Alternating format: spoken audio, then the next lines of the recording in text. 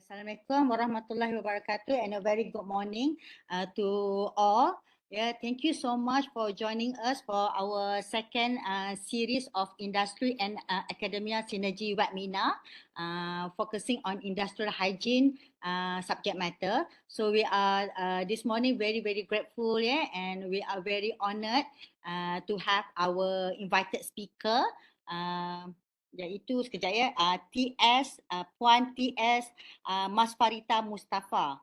Yeah, so Puan Masfarita Mustaffa is currently, if I'm wrong, Puan Mas tolong correct me ya, is currently serving as a principal engineer from the Division of Industrial Hygiene in PETRONAS Project Delivery and Technology SHE department, in particular HSE department. So today, to be honest, I have specially requested Puan Mas, dah lama kita bincang ni, I think several months ago, memang I requested Puan Mas, can you give hari ni a talk on this subject matter, on this title. Sebab benda ni kita memang sangat berminat dengan tajuk ni dah lama tapi tak jumpa orang. Before this, I couldn't find anybody who can give some sharing on this topic. Tapi kita sangat bersyukurlah Puan Mas dapat bincang. Okay, dia kata why not kita ubah sikit the topic into this lah. Yeah? So our topic of our webinar this morning is integrating industrial hygiene into the flow of design and project execution. So basically kita semua, I think we are quite aware of industrial hygiene, especially banyak hari ni participant adalah student from industrial hygiene punya course, ada yang from industrial hygiene punya degree. We also have student from public health from Indonesia. Also welcome to all of you, and also industrial hygiene student from other universities as well, who are graduate members of Malaysian Industrial Hygiene Association. And also we have participants from the industries. We blasted this to almost 600 industrial practitioners as well. So thank you for joining us. So kita basically nak tengok today how a little bit Puan Mas can share with us the effort of the effort of us to start considering ataupun integrating industrial hygiene punya knowledge, principle ni, concept when you are about to plan or design a new project ke, process ke, etc. lah kita tengok how the direction of her speech or her talk will be. Tapi sebelum tu, we would like to minta Puan Mas give introduction about herself briefly. Please be kindly noted semua participant. Saya memang suka when we are conducting a webinar, I like an informal session. Kita tak suka yang skema sangat kan, sebab kita bukannya buat talk ke kan on the stage ke. Kita lebih suka kepada sharing session, so that both the speaker and the participant will be very comfortable kan. You rasa ada benda you nak tanya, jangan malu kan. There's no such thing as low grade question ke. No, you nak tanya, this is your chance. Kita bukan easily boleh dapat Puan Mas kan. Lepas ni kalau nak tanya soalan ke, you can always write in the chat box. Tapi kita tak nak stop dia in the middle, takut ganggu the rhythm. Lepas dia habis, kita akan kumpul semua soalan and tanya dia satu-satulah. I'm sure she will be gladly address our concern ke question. Kalau dia tak pasti pun, at least dia boleh direct kita kan to the right channel, mana nak cari information ke, etc. lah. So sebelum kita start, maybe, so to all of you, jangan lupa nak tanya soalan, terus tulis, tak payah tunggu the end of the session, takut you lupa. And then nanti around 11 something kita akan bagi juga link for attendance. So attendance ni penting. For UTM staff ada CPD lah, and for students semua dan all participants today, you will also be given a e-certificate. So this is actually a very good opportunity lah. Dah lah kita punya webinar ni free, you get everything lah, knowledge and other things as well. So maybe sebelum kita start, sebelum tu welcome Puan Mas, thank you for accepting our invitation. Thank you Dr. Mimi for Thank you. considering me and bersabar menunggu beberapa bulan kita buat discussion tu ya. Tak apa ya, kita memang special, kita sanggup tukar pun tak apa ya. Date-date dan kita sangat happy lah you boleh allocate you punya working time ya hari Rabu. Kita tahu Petronas people ni sangat sibuk. Thank you so much ya on your working hours pula tu. Thank you to your boss as well ya.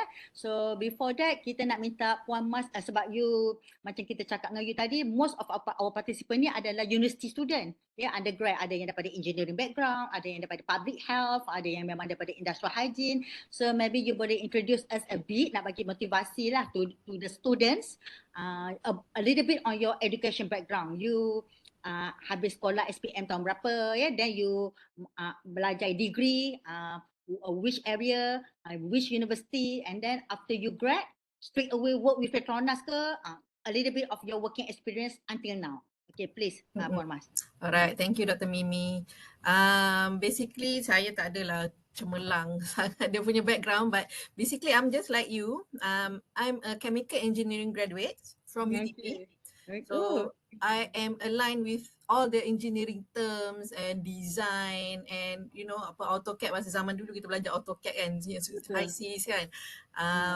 Lepas daripada completing the degree, saya sambung ke master. So my master is specifying on environmental biotechnology. So for this one saya sambung di University of Manchester. Masa tu dapat beasiswa dengan MARA.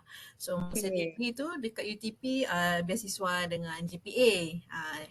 We were the batch yang zaman kegawatan ekonomi yang tak dapat keluar negara pada waktu tu. So sama saya juga tu. Sama. SPM 37?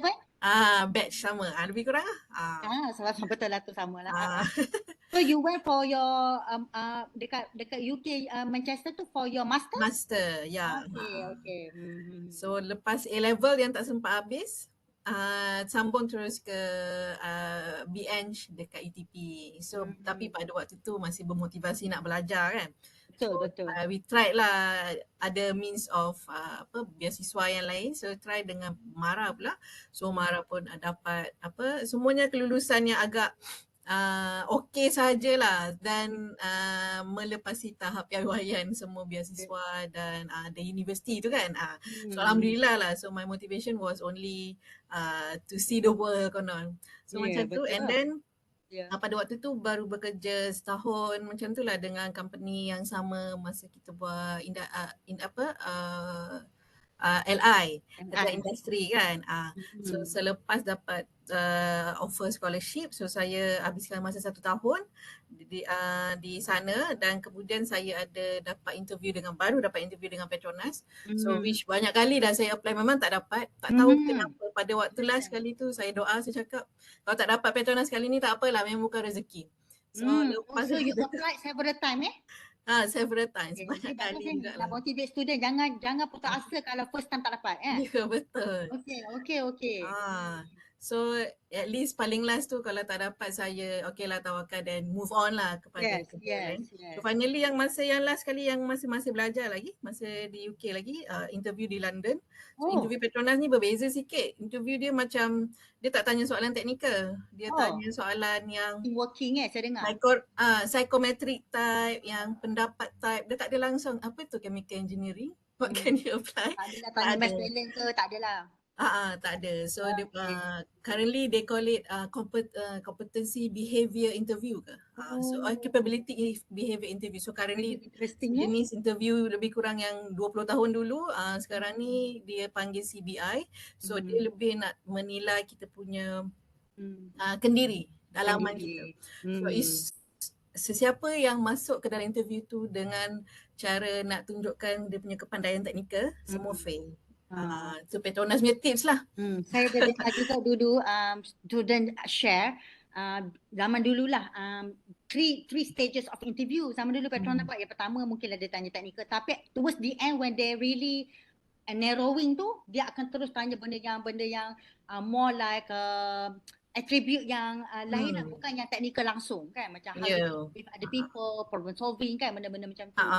Betul. So tips dia ialah be true to yourself, jangan kata apa jangan mementingkan diri sendiri. Selfish kan? Itulah. Selfish. So selfless, show that you are loyal. Maksudnya Hmm.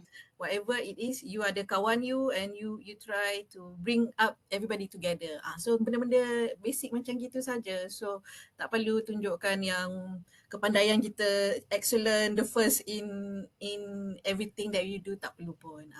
So lepas daripada interview tu, itu pun masa beberapa bulan lagi barulah Petronas betul-betul panggil untuk dapat position, tapi position tu berada dekat Sabah dan masa itulah the first time saya dengar occupational health. Position yang saya offered was occupational health executive. So bukan pun environment, bukan pun engineering, so bukan pun apa-apa yang berkaitan industri hygiene pun. So but the thing is mungkin kita try dululah kan. Kita kata try je lah apa yang yang offered dulu. So that's why jangan memilih lah nasihat dia lah. Jangan terlampau memilih with whatever that They are offering you. Sebabnya dalam Petronas walaupun first time dia bagi whatever position yang tak ada kaitan dengan you, they will try to align back to whatever your aspiration ataupun you punya background of knowledge. So nasib baik dia position saya dekat ke arah occupational health. Sebabnya HSC Industrial Hygiene dia tak lari daripada chemical engineering. Daripada dia pergi letak saya dekat HR ke finance kan. Betul. So basically yang lepas tu ada beberapa position change and dia panggil career ladder development kan. Sememangnya sebagai background engineering memang tak boleh duduk dekat dalam occupational health setting. So that's why memang sekejap je lah dalam position tu, mungkin dalam 2 tahun. Lepas tu baru saya start the career with industrial hygiene background, industrial hygiene knowledge sampai ke sekarang. So industrial hygiene benda baru lah. Tapi I heard that macam company yang besar macam Petronas ni, kalau ada rezeki untuk student, once dia letak you position tu pun, dia akan equip you dengan training, dengan segala kursus apa kan, dia akan membantu you untuk dapat kompetensi. Is that true? Betul. Sebab myself being chemical engineer memang tak ada knowledge kompetensi industrial hygiene. Jangan takut ya. Cuma ada extra lah knowledge on process, piping lah, offshore, macam tu boleh. But then the basic principle of industrial hygiene tu memang tak ada, so banyak lah training, all the competency training dekat NAIOSH tu dalam 3 ke 5 tahun pertama tu memang habis semua training lah saya dah pergi. Kena purna habis lah. So itulah sampailah ke sekarang. So now whatever that training yang awal-awal tu is biasanya guided by supervisor or senior kan. But once you reach a certain level macam seniority, managerial ataupun principal level, you should know what to do next on your own. Tak ada orang akan guide kita untuk lepas ni you nak progress ke arah mana, ke sana sini. So it's really coming from your own aspiration. I want to go for assignment yang dekat negara yang berbolak-balik, berperang ke apa, you just have to say it out and betul-betul bagi tahu dekat kita punya superior yang kita ada that kind of aspiration lah. So daripada awal lagi memang benda dia punya career progression yang catat, ada a list of training kena complete, a list of competency kita kena tunjukkan yang kita dah capai, lepas tu baru boleh kita progress ke next level. So banyaklah yang dia panggil University of Petronas, ke dalam Petronas tu sendiri. Ada CJ, banyak CJ yang kita kena complete kan sendiri. So begitulah, tak adalah beds of roses yang memang agak sukar. Especially saya yang bukan IH, MSc in IH. From the beginning, your education Cuma saya sebab itu kita mungkin zaman kita lain kan, kita like kita adalah yang SPM 96, 97 ni. Tapi saya untuk for our student ni, macam kita di university, kita dah start cakap dengan student daripada yang towards third year ke final year ke, memang kita cakap pada student kita, zaman sekarang the game has changed kan, dia not anymore 100% tengok you punya transcript degree je. So kalau ada masa cuti SEM ke, lepas habis degree tak dapat kerja lagi ke, go for competency. Sebab sekarang company memang nak tengok competency tu, kalau ada bonus. Betul Puan? Betul. Okay. Especially nak menunjukkan kita betul serius dan Hmm. kita memang tak lokek lah. Tak Tak lokek ada nak kot nak spend keluarkan untuk duit. daripada diri. Oh. Yeah. Okay. Bagus. Okay, jadi saya rasa benda-benda ni sangat, sebab sometimes student pun ada rasa takut macam mana doktor kan, sebab kita memang macam budak engineering lagi lah, industrial hygiene ni satu kelas saja. Yang lain kan lebih kepada core chemical engineering punya courses lah, macam thermodynamic kan, mass balance, transport. Jadi kita takut boleh kan, tapi saya kata kalau you nak grad daripada degree industrial hygiene tu dah lain pula kan, especially UTM kita tak ada benda tu. Tapi saya kata jangan takut, bila you kerja masa tu you akan menjadi, you akan tahu benda you tak tahu kan, sebab itulah gunanya kita bekerja ni kan, kata kan. Yang penting you punya fundamental knowledge tu adalah you ada, dan it's always important ada lifelong learning punya attitude kan. You're always willing to learn. Okay, betul. So very interesting. So okay, I think that's kalau ada juga among participant hari ni, you nak tanya more about background pun boleh. Tak semestinya nak tanya pasal topik kan, nak tanya lebih dengan Puan Mas tentang kerja-kerja ke apa ke, interview ke, you boleh tanya ya. Kalau ada rezeki lain kali boleh panggil lagi ya, untuk sesi lain pula. Cuma Puan Mas, I think we better start now. Takut cukup masa. So this is your slide? No, right? Bukan. Okay, boleh share slide. So saya share screen ke application? You share screen, tapi you kena open dulu si punya file tu. Okay. Open dulu, nanti you share screen, you select you punya file tu ya.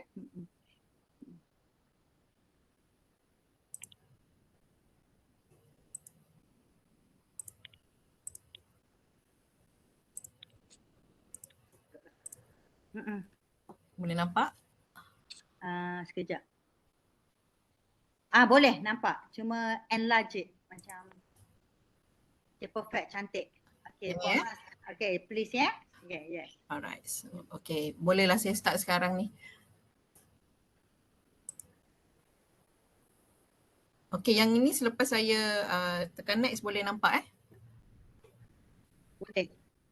Okay, so thank you very much Dr. Mimi for that kind introduction, and UTM per se for the invitation.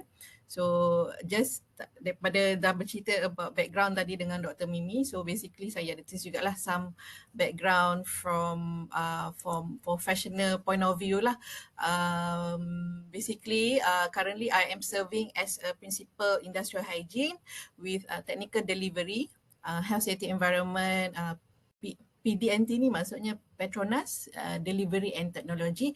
This is the only arm within PETRONAS yang berkaitan dengan projek, berkaitan dengan new technology, berkaitan dengan new research and construction of a new facilities. Sebelum saya bersama dengan PDNT, I was with upstream business for 14 years. So performing the roles of industrial hygiene, HSC performance, knowledge management, environmental management pun pernah juga. And finally started as a staff industrial hygiene back in 2020 where during the pandemic time, COVID-19 hit Malaysia. I transferred from Bintulu to KL and joined the current department with project delivery and technology. Okay, currently I am full member of the Malaysian Industrial Hygiene Association and the Human Factor and Economic Society of Malaysia. And I am also a professional member of the Malaysian Board of Technologies, bearing the pre-nominals ni lah, TS, and recently associate member of the Faculty of Occupational Hygiene, British Occupational Hygiene Society. So post-nominals IASW boleh pakai lah sekarang.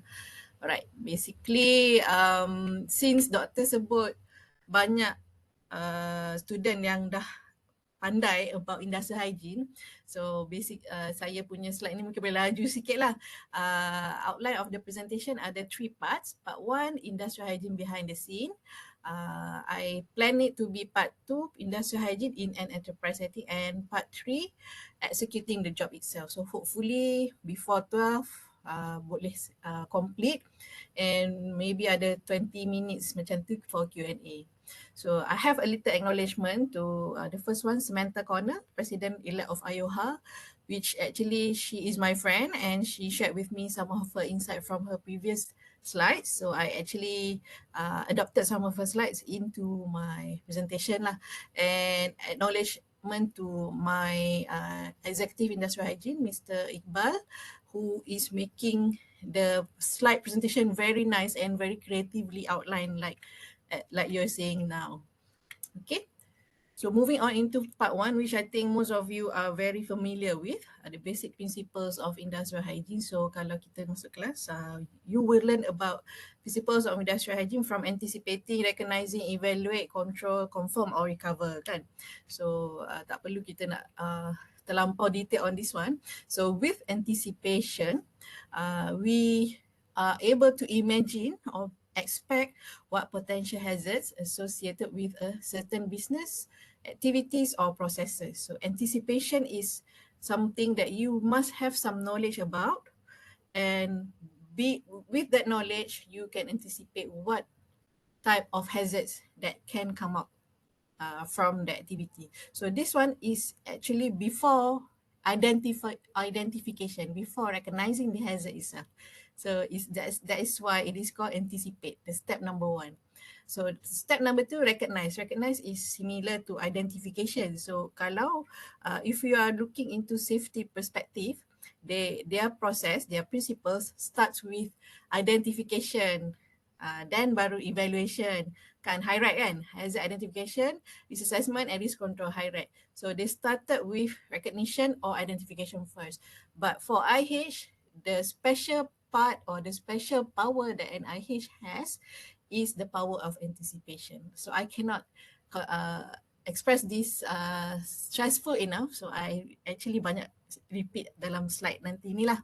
Okay, recognize macam biasalah hazard identification, find where in the process these hazards may occur, then evaluation. So evaluation is also one of the main stream of industrial hygiene, whereby a lot of effort or guidelines or even international standards is being used, is being formulated just to collect exposure data and evaluate if exposures are acceptable or need to be reduced. So apa benda exposure data? What are exposure data? So exposure data to any potential type of health hazards. So nampak health hazards je kita ada, we must have some basics on how to evaluate the level or the is it acceptable or not? Is it level high, too high, or medium, or is actually negligible? So knowing the evaluation methodology, the correct one, the analytical techniques of how that evaluation outcome is being assessed, is being measured. So you will have a solid foundation to define what will be your control. So control is the most important part, whereby it is actually protecting the worker. Implement controls to reduce unacceptable exposure. So the basic summary is as simple as to reduce towards unacceptable exposure. And finally, confirm or review is actually a resample or a recap of how effective that control measure that you have put in the step before. Okay, so is it enough or has it been deteriorated? Or we need to re-evaluate because the hazards been changed. So it was not anticipated in the first day, and then towards the 6 month of the operation of the working environment, only the hazards started to occur. So this process should not stop, and this is a link, a very well linked process and accepted worldwide lah, these basic principles. So basic principles start daripada anticipate and recognize. So we kita tak perlu go through details, but on the evaluation, this is where you see a lot of company in Malaysia ataupun in throughout the world have been contributing to the development of the equipment, to the development of the procedure, and even development of the permissible exposure limits. Studies conducted by NIOSH, US EPA and whatnot. So it's actually to be used at the evaluation stage, where we use qualitative assessment. So at this qualitative assessment, we assess the hazards. We can use just any kind of hazard banding. So in Malaysia, maybe we have we using a different type of hazard banding. In PETRONAS itself is a different type of hazard banding. So it depends di mana kiblat anda, where you want to uh, make your own judgment. So you have to know what bending that you want to use. Review quantities of chemicals used. So ada berapa banyak, how much chemical is being used. What is the frequency and duration of the task? Tasks or activities. These are the two extra points that you need to have when evaluating a health hazard. So if you are evaluating a safety hazard, you just have to know how much hazard equals to risk and probability, right? So untuk IH, the extra two things that you have to factor in is the frequency and the duration of task. Okay, so kalau safety tiga kali lah, 3 step. Kalau IH, you have to conduct 6 steps of risk assessment until you find out the final risk rating of what a health hazard is. Panjang sikit kan, so that's why it's very complicated. So and then without saying, conduct field interviews and visits, so you need to see what the actual hazard is. Is it too much or is it too low? You can predict and you can have your own personal judgment. So personal judgment is also one of the main point where IH personal judgment is being regarded as very highly credible. And finally, exposure modeling. If there are any exposure modeling, we can predict within 1 day, 1 week, or 1 month what will be the outcome of an exposure of a hazard that you identify earlier lah. So finally, for qualitative assessment, the final number is called risk rating. Risk rating determines if quantitative assessment is necessary or if monitoring will be conducted. So that is from qualitative, moving on to quantitative. So you can see the type of equipment on the right hand side there, the dosimeter, the air sampling pump, and the WBGT. So this actually among the most profitable job in the world lah, I would say. Becoming the vendor selling this quantitative assessment. So there are many quantitative assessment depending on what type of health hazards that you are assessing. So there are air sampling, noise monitoring, thermal conditions, ergo assessment. Chemical sampling itself is a big business altogether. So sampling conducted via lab lain, analysis lain, direct reading lain. So 3 or 4 types of equipments is already specified for the chemical sampling only. Combination of both to get an idea of real time versus the workday, and we should come up. We should also get the time weighted average number or versus the peak exposures from these equipments. So most of the other stresses can be measured via direct reading. Right. Finally, analysis of exposure data. So you already have the qualitative, and then moving on to quantitative. And how do you make use of the quantitative data? So in doing so, analysis of exposure data through statistical analysis, through verification of assumption need to be done. So it is required to assess exposure of certain working population based on these few results. So kita nak determine apa exposure for hundreds of workers, but our measurement is only done for 5 workers. How do we want to extrapolate the correct control, the correct exposure, and the correct assumptions to the rest of the hundreds of the other workers? So that is where the analysis, the statistical knowledge of how we want to interpret and what controls that we need to provide comes in very important at this stage lah. Residual risk, is it allowed to be high, or we want just acceptable level of exposure? And what more should be done in this area to standardize exposure judgment? Alright, so on evaluation itself is a big matter on IH topic. What about the controls?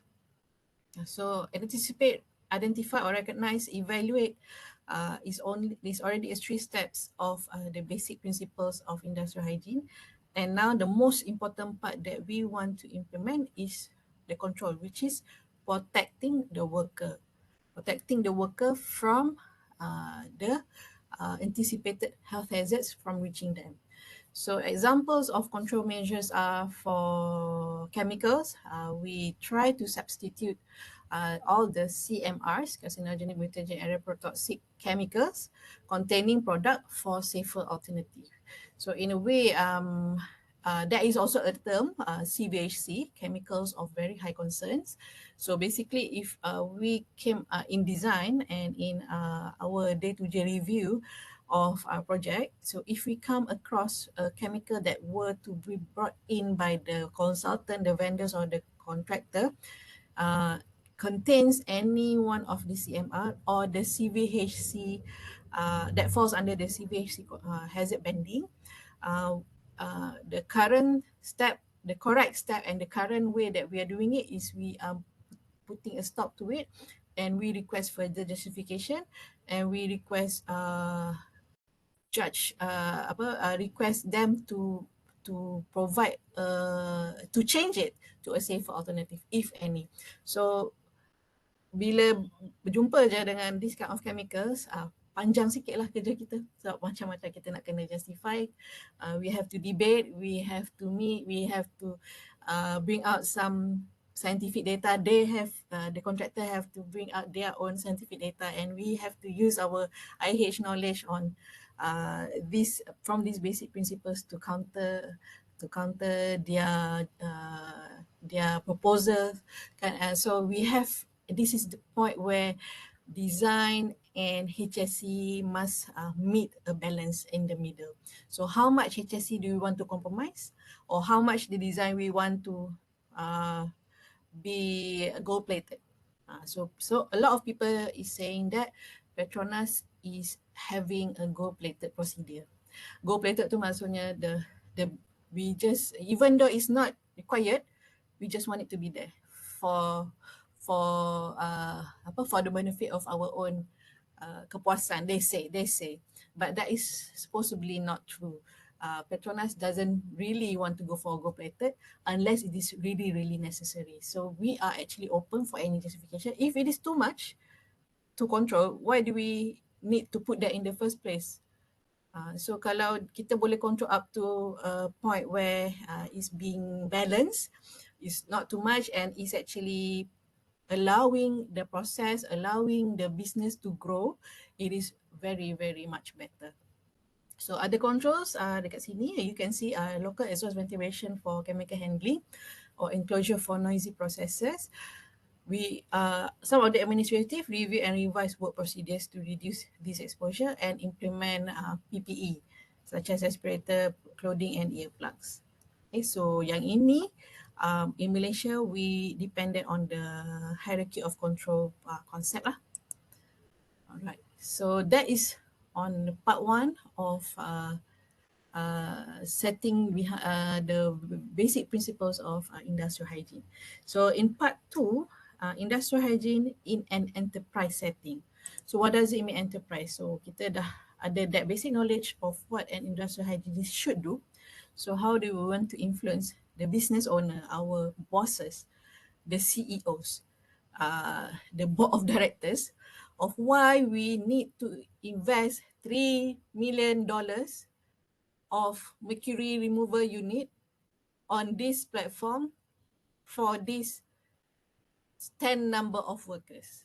So hence the reason that knowledge on business and that knowledge on HSC and how we marry them together so that the company is protected, business still growing, and the most important thing, workers is protected. So in enterprise setting, so there are 3 areas of the work itself: the work activity, the workers, which is the people doing the work, and the work area, which is the environment where we put the people to do the work and getting paid for. So kalau dalam OSHA, akta yang ada sekarang ni, work environment ni banyak employer yang termaktub tanggungjawab dia, because the workers are being paid in a way, dalam masa kata lain, workers tidak ada option untuk kata tidak, because it is their day-to-day job. So if they don't do the job, they don't get paid. So that's why as an employer under the Malaysian OSHA Act, a lot of obligation is put on the employer rather than the employee. Employee punya obligation cuma ada dua je, comply and implement the control measure that is being instructed by the employer. So that's why a lot of these risks need to be well understand and well managed by the employer. So from the work itself, we must know our risk. Measuring the risk exposure, the fitness of disease incidents to a work, to a specific job. Do we know now?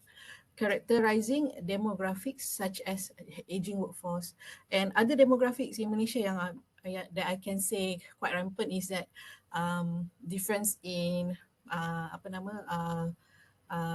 labor level, importation of foreign workers. And the other one is kita sekarang ni semakin banyak male and female workers working in a male dominated industry kan. So we need to know this demographic because the risk to different demographic of people will be different. So understanding this will help organization to see the invisible but not commonly understood risk. So if you back to 5 or 7 years ago, we were introduced to this term on enterprise risk management. So all the while that I have been working for PETRONAS, I cuma tahu health hazard je, or HSC hazard lah in the first place. Cuma baru kebelakangan ini, maybe 5 years ago, that we were introduced that enterprise pun ada hazard, enterprise pun ada risk. So what is enterprise risk? It's comprised of all the HSC risk, okay, the first thing. And then we have operation risk, financial risk and strategic risk. So HSC risk, macam dah everyone well known, illness, injury, property damage and natural catastrophe. So operational risk, employee, area, system failure, process disruption, customer satisfaction, product failure or integrity knowledge drain. Those are operational risks. Financial risks are losses, pricing risk, asset risk currency or risk of liquidity risk. So yang ini kena tanya dengan finance punya team lah on how to explain further. And strategic risk, competition on social trend, reputational risk and cost availability risk. So strategic ni more towards reputation risk. PETRONAS panggil dia sebagai reputation risk. So reputation risk is the most damaging risk of all because bila ada satu reputation being tarnished, so the rest of the business being dragged together. So, but good health and safety can reduce insurance premiums, enhance reputation, support operations, and be the basis for sustainable operations. Okay, industrial hygiene, the road less travel. So this is just my own thinking. Nak express how I felt about industrial hygiene for the past 17 years that I am in the company. So in Malaysia, IH is not a very popular role in many industries. So with the rise of youth regulation back in 2000, IH role have started to gain popularity slowly. And 23 years later, we are proud to have gone this far. So even dulu dalam PETRONAS, memang tak ada IH role in specific. Perhaps towards 2005, even 5 years after the youth regulation kicks in, pada waktu tu baru PETRONAS have created a few IH specific roles within the company. From very small group, we have now mungkin ada 4-5 orang. We have now grown to up to few hundreds of IH roles throughout the company. Okay, and based on the basic principle as well as good understanding of the hierarchy of control, we can emulate IH roles within all of the company business entity within project execution where we design it, right, so as to not deteriorate the workers' health. So it's, in summary, we just have to design it right so our workers are protected. And IH main role is to identify and anticipate what job or task that can give rise to the people exposure. And I could not stress this much more better. IH have the power of anticipation. So in the world's emerging risk, industrial hygiene is playing its role. Dah nampak dah, it started to play its role within the pandemic for the planning and support, within the future of work. So future of work, brand new arrangements such as working from home, flexible hours. So how the hazards or the health risk have changed. So ramai orang kata tak best work from home. Ada juga yang kata lagi better work from home sebab kurang stress. So there are two part of the coin that we have to consider, but which one is the most rampant one? So yang ini belum ada siapa-siapa lagi buat any research. Yang mungkin dah ada yang kita tak berapa aware. So there are some risk towards this. Risk of ergonomic, kerusi dekat rumah tak berapa sedap, terus sakit pinggang. So things like that we are looking at lah. New technologies, for example, smart technology, smartphones, or new research advancements. So we have a lot of advancement on, remember about the quantitative equipment, the noise, the chemical measurement equipment just now. So a lot of those have evolved to be smarter nowadays. There are equipment where you can wear on your body and it can detect instantaneous exposure of H2S levels, giving you some warning early for you to be able to escape. They are already making it to link back to IoT, link it back to web cloud, to the cloud, and then from there, your supervisor or your manager from across the world would be able to see that you are actually experiencing a very nasty situation in managing H2S from Middle East contohnya. So there are already technologies. It's just a matter of whether we want to grab that information and we want to implement that in Malaysia in our company or not. And also there is always the money factor lah, the cost. And potential risk on AI, robotics and automation. So kebanyakan orang dah nampak the AI, robot and automation will make a lot of people lose their job. Okay, so we lose our job to machines. Even though AI, the robots are making machine being automated, it's actually not going to make you lose your job. It's actually going to make you better in your job. However, there are new risks emerging from it. So kalau offshore platform, ada offshore technician managing or plugging, unplugging the equipment by their own hands. So now we have offshore robots that can do that without putting our offshore people exposed to the hazards of chemical, the hazards of fire, explosion in the middle of the ocean. So which is much better and much more safer, whereby our people don't need to go to offshore anymore. For example, you just have to manage it from inside a terminal onshore in the comfort of their own office, but with a more, or maybe with a lesser movement of their body. So risk yang lain berkurang, tapi risiko ke dalam mental health, ke dalam your mobility, your own physical fitness, risiko tu yang meningkat sekarang. So we need to be able to understand that change when we introduce new advancement of technology. Okay, so I mentioned about mental health. So the next one is psychosocial. Always psychosocial is one of the health risks that we understood by conducting the health risk assessment. So one of the 5 health risks is psychosocial.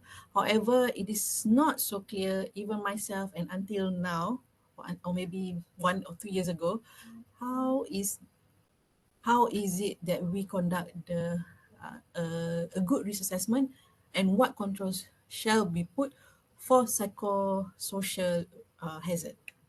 Psychosocial hazard can range from stress or feeling down because you are away from your family for 1 month and feeling left out, or FOMO pun an example of mental health or illnesses.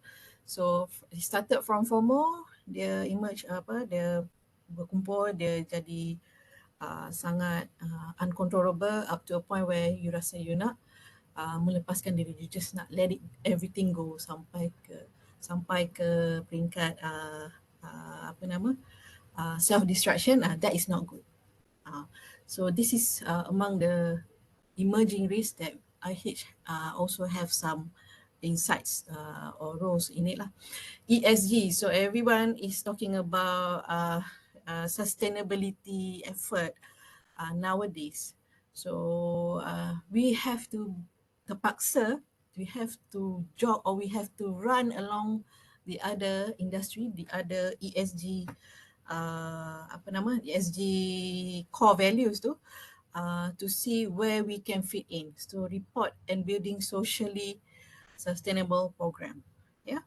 So a lot of these emerging risks that actually industry hygiene memang ada very important roles in it, because kenapa? Again, industrial hygiene and the power of anticipation. Incident almost always happen when we don't anticipate it. Alright, so I think this slide here will be the summary or the main intent of what Dr. Mimi mentioned just now. Aspects of health hazard that we need to consider for designing a facility. So I would say this is my cheat sheet lah, as I will develop this slide as a cheat sheet for everyone here today, but I will be explaining some details of it in the subsequent slide. Cheat sheet for IH, for design highlights, I list it as a concerns, solutions, and deliverables. So the top part here, chemical, biological, physical, psychosocial, and ergonomics, the common health hazards that we are guided by the ISO, in PETRONAS, we have a PETRONAS technical standard for health hazards evaluation. So in qualitatively, quantifyingly, how we want to measure this, there is a set of methodology on its own. So we're not going to talk about that. But for design, project execution, taking that knowledge and putting it where we should be is, I summarize it as below. So we go forward with the first one, chemical concerns. Basically on chemical management, is it enough? And do we have safe space for storage for current and future expansion? So do we have any chemicals of very high concern, CVHC, in the design process? And what will be the solution? We should have some compatibility assessment. Deliverables is actually what type of report or some black and white solution that we want, which is, for example, on chemical, is the CRM, chemical reactivity matrix, or the other one maybe not done by IH per se, is done by the civil guys, building risk assessment. Okay, so those are consideration for designing in relation to chemical hazards.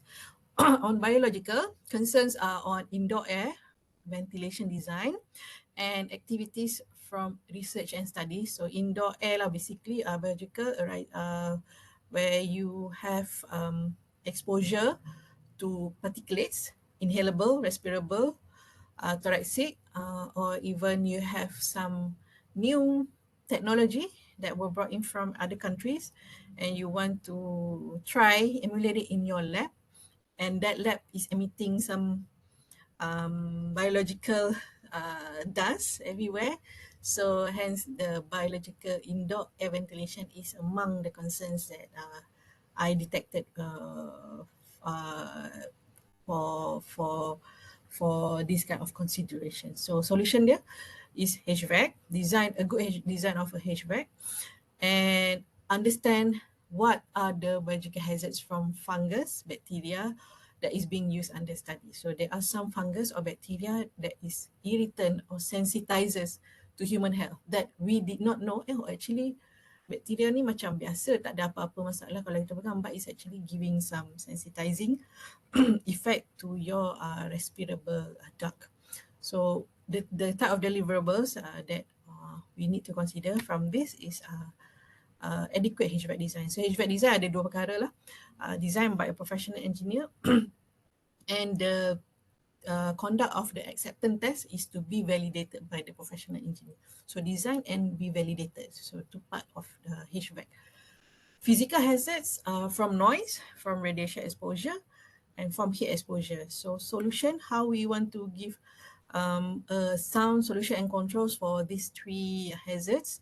To conduct noise modeling or assessment, to conduct radiation safety assessment, and to conduct heat stress assessment. Heat stress or heat and radiant apa nama pengantar tu? Heat and radiant study. Okay, so nanti kita akan tengok that slide. Deliverables, we have it as a predictive noise control study. So deliverable is in the form of a report. So it's a black and white document. Untuk psychosocial, concerns are nombor satu work site, nombor dua individual, nombor tiga is a group. So work site itself, the work site meaning the environment lah, I would say.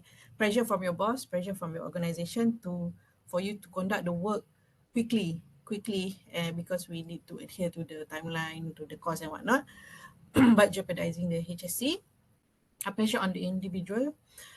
You have other personal or any other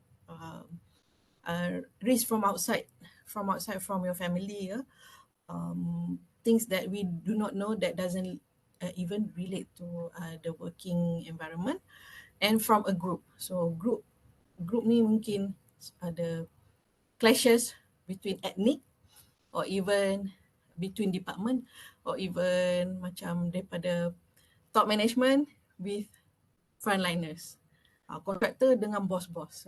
So these are also concerns that may give rise to the mental health. So how do we give the solution? To conduct a survey. There's no other way of doing it as of now. Survey, interview and whatnot. So there are some deliverables that are available. This one I quoted from DAS, DASS. We have a slide on this.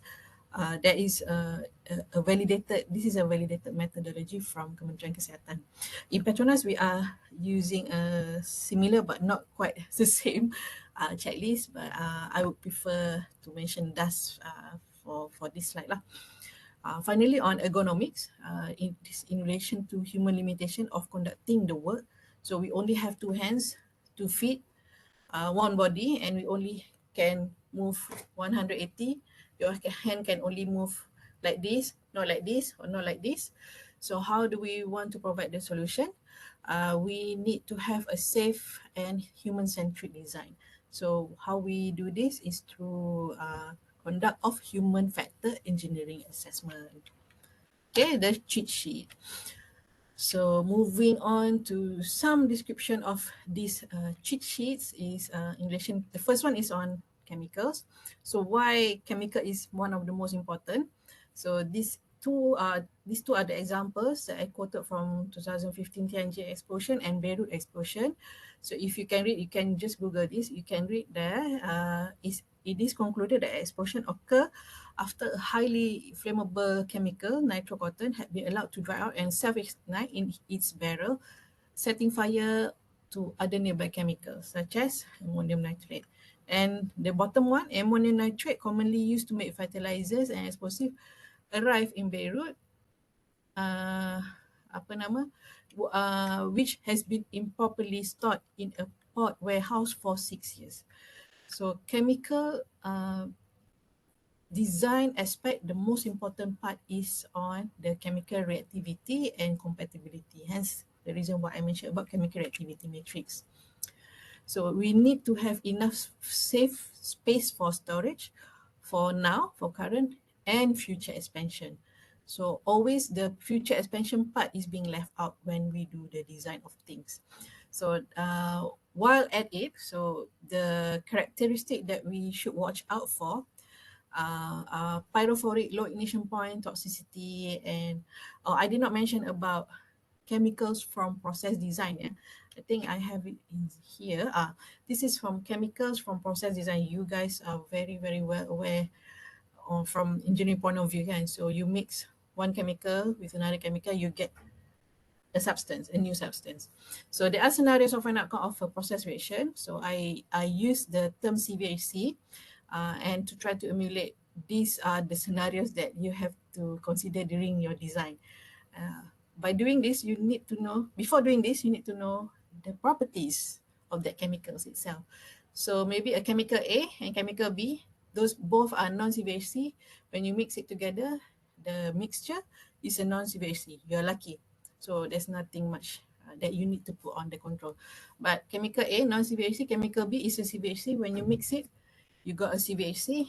Then you have to think about how to limit the exposure and what controls that you should provide to the workers while they are doing whatever job they are supposed to do in the operation stage.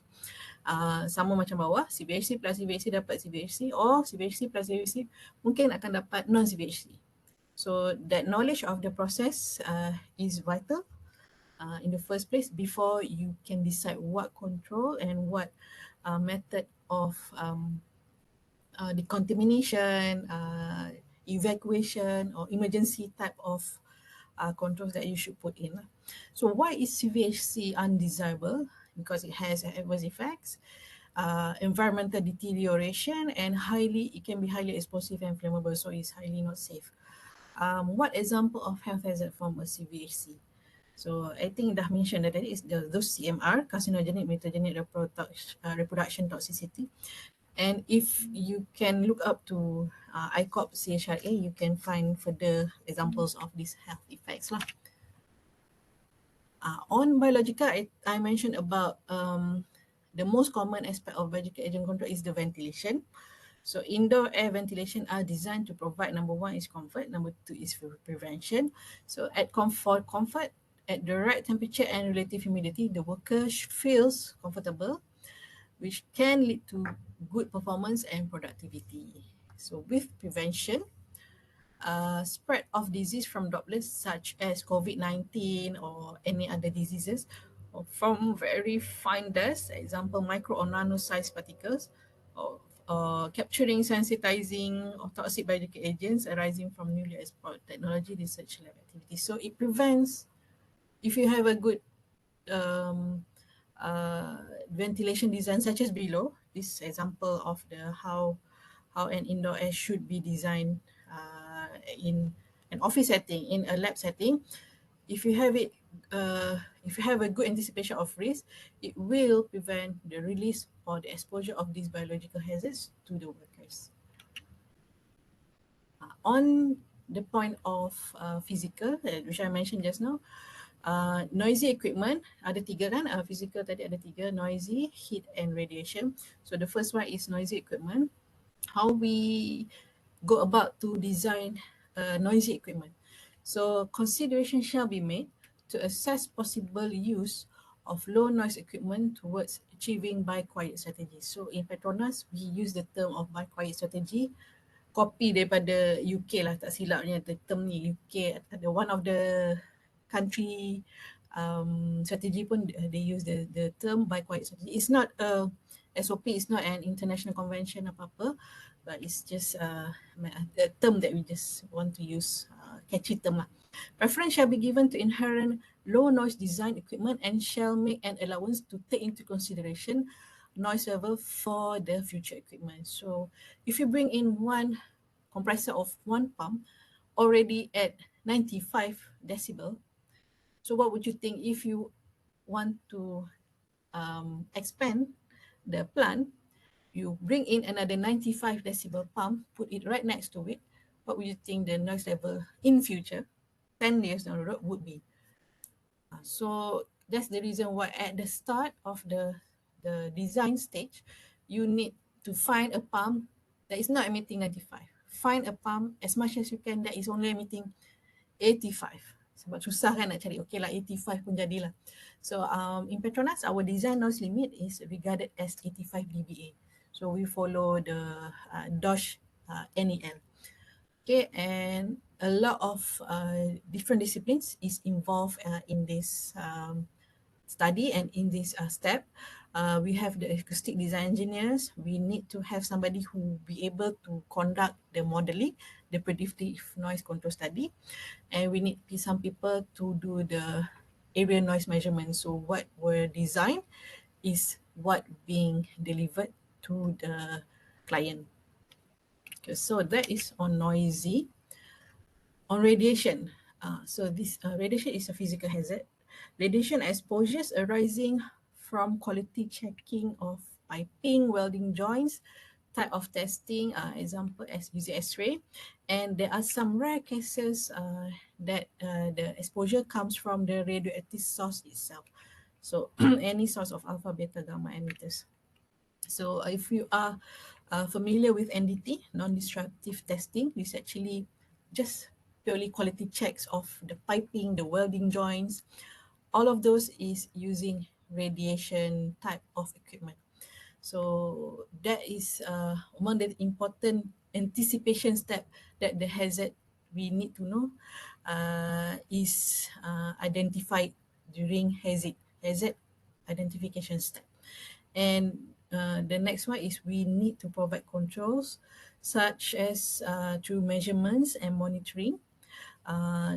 Examples are radiation safety assessment, using those badge and enforce procedural controls such as safe operating procedure, ensure the body working system, ensure control of entry to affected areas by applying the concept of supervised control area and etc.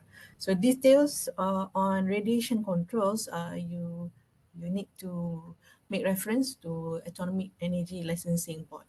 So there are a number of guidance, LEMTEX or PAU that link to how to control radiation. So on the third one is on heat exposure. This is also quite prominent just now, especially now because of the heat. Macam darjah kepanasan sekarang lebih panas daripada biasa kan.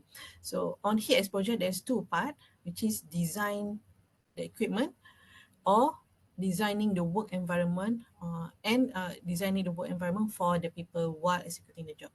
So the first one is to design, right? For all heat emitting equipment, we need to conduct heat and radiance study. Examples to the flare and extremely hot and cold medium such as equipment, piping, whether to design it in enclosures or separators, or where to put the warning signages to prevent workers from touching the surface without proper protective equipment. So kita dah tahu dalam tempat tu panas, kita letak some signages, jangan pula kita pandai-pandai terpegang. Mungkin the temperature of the surface of the piping kita tak nampak kan, is actually reaching more than 100 degrees C. So kalau ataupun dia terlampau panas, either dia terlampau panas atau terlampau sejuk. Where we put storage on nitrogen kan. So janganlah pandai-pandai pegang ke arah hot surface without the proper PPE. So that is design.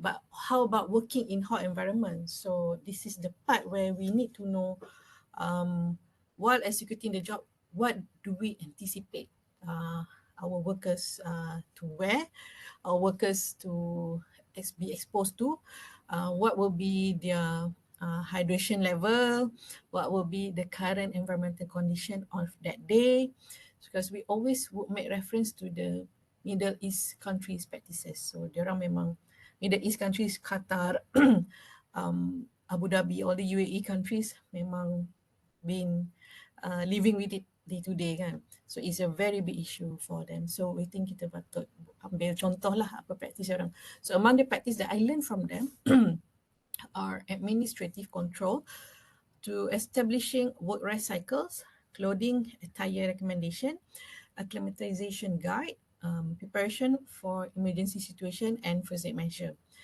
Itu on administrative control. So they are also good engineering control which you can implement directly erecting some controls for the protection of the worker, such as through shielding, erect a shady space for resting, provides fan to improve good ventilation, or you can add in extra indoor aircon macam Kowe type or the movable type of aircon tu, or design mechanism of cooling down. So we can, by doing this, we can increase the airflow through a work area.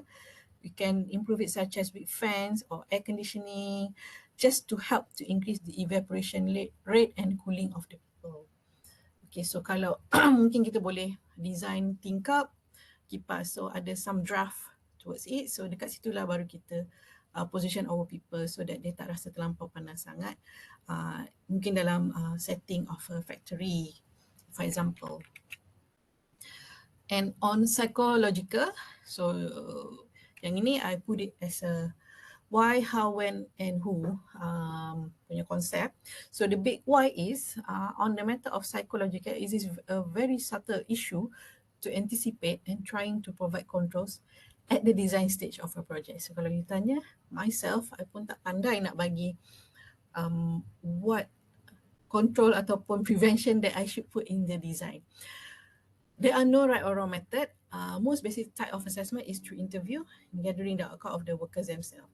Hence, it is important to get the involvement of the actual worker during the design stage of a project. So if you're planning to design an offshore platform, deep water, 100 kilometers away from the shore, would take, I don't know, 6 hours or maybe 12 hours boat ride, or 2 or 3 hours chopper ride.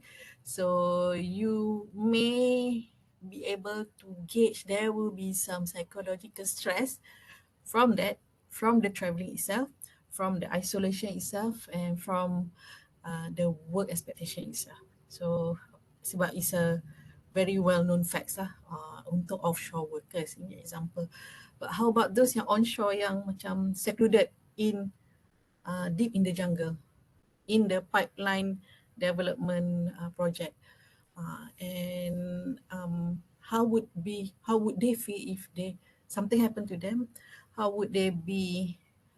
Would they be very worried if something happened to them? They do not have enough time to be transported to the hospital. Would that give rise to certain stressors within an individual? So how do we do this? Psychological survey to screen to whether there are any potential health effects, pressing agent that may lead to designing the plan or part of the plan making the workers becoming more psychologically pressured or stressed. So things like that, still kita kena ada some interview or some level of engagement with them. When there is no specific guideline on when to conduct, but best is at the earliest stage, which is through hazard. So if you're designing a secluded area in the jungle, so you identify that as a hazard.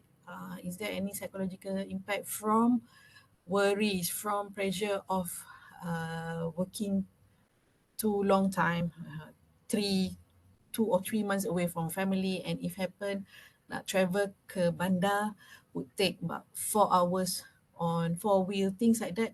But you should already be able to pick up at the earliest stage of the hazard, where you should already know dekat mana you punya jungle you nak letak orang tu. So kalau boleh earliest stage of the design stage.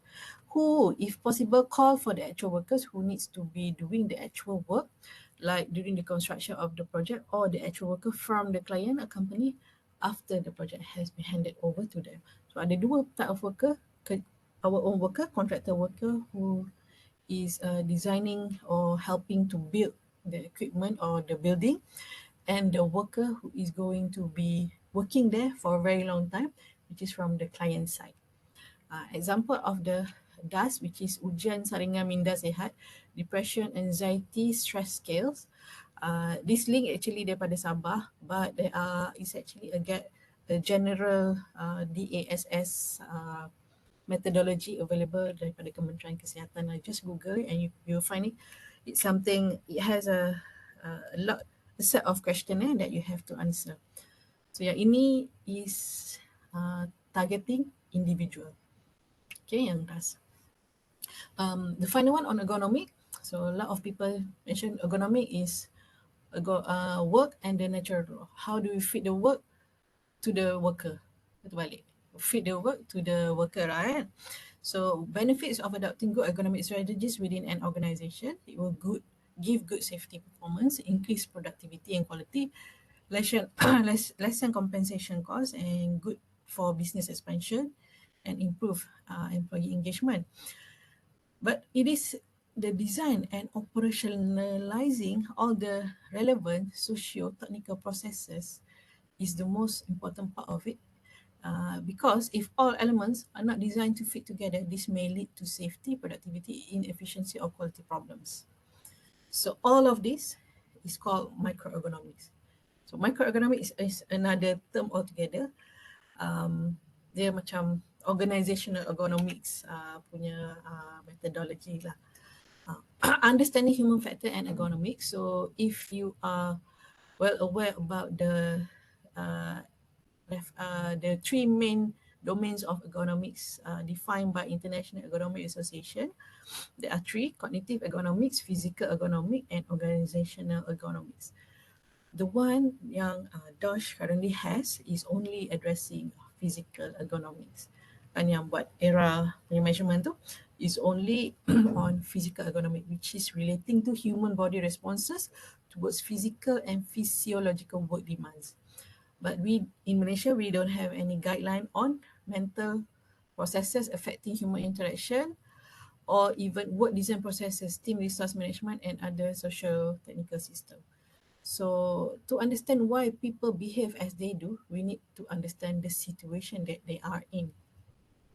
The two new terms that I am introducing now is human factors, HF, and humans performance improvement, HPI. So human factors is what people do is influenced by a range of external and internal factors. So those factors from outside is affecting human. So those are my take, how I emulate the human factors. But human performance improvement are actually something related to your own body. As a human, I can only do these such things. I can make mistakes. I can do some lapses. I can, terlupa lah nak unscrew or screw a process, which then leads to a catastrophic situation where explosion and fire kicks in. So human performance improvement is driven by internal human capabilities on how they carry out their tasks. So these are the how do we want to link human factor and ergonomics. So in designing, we use human factor engineering as a science that to focus on the interaction between human and the work system in order to design the human machine interaction that optimize human and system performance. In a nutshell, making it easy for people to do the right thing and making it hard for people to do the wrong thing. And example below are those wrong things. Wrong things tu, it happen dulu lah sebelum kita tahu atau sebelum kita guna pakai human factor engineering. So kita design valve sampai ke tengah, kita terdesign something yang tajam sampai orang boleh terkena dekat kaki kan. And then we did not design the valve to the same height as a worker, tapi kita letak valve tu tinggi sangat sampai kita kena panjat ke arah sesuatu for us to open that valve. So examples below actually quoted from IOGP guideline lah. So just to share with you, so within my organization, so ergonomic is a health hazard in which during design it was addressed by human factor engineering studies. HFE design studies is focused on the physical aspect of the workplace, including ensuring equipment is easily accessible, operable, and maintainable. So it is imperative process that will help to formalize the requirements of HFE to be met. This will result in specific recommendation to be taken forward by the design team. So it is conducted before the detailed design stage, which is at the project's front end loading FEL 3 stage. So dekat bawah ni adalah a general project management processes from framing, front end loading, execution and startup and operation. So if you can see front end loading ada 3 steps lagi pecahan dia kepada FEL 1, feasibility study, FEL 2, scope selection and FEL 3, scope definition. So where do we conduct human factor engineering is